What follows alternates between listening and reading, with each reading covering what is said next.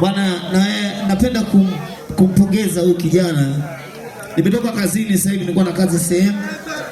Nimefika hapa lakini nimekuja nimesema lazima nifike.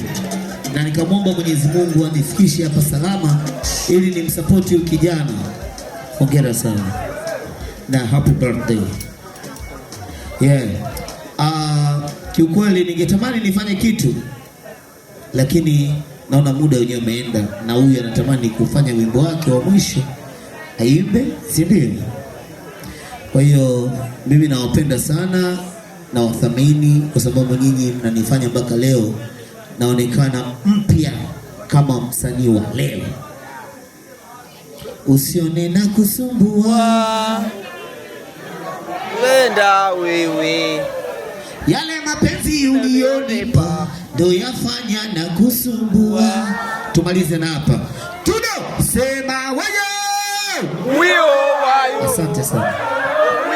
Wayo.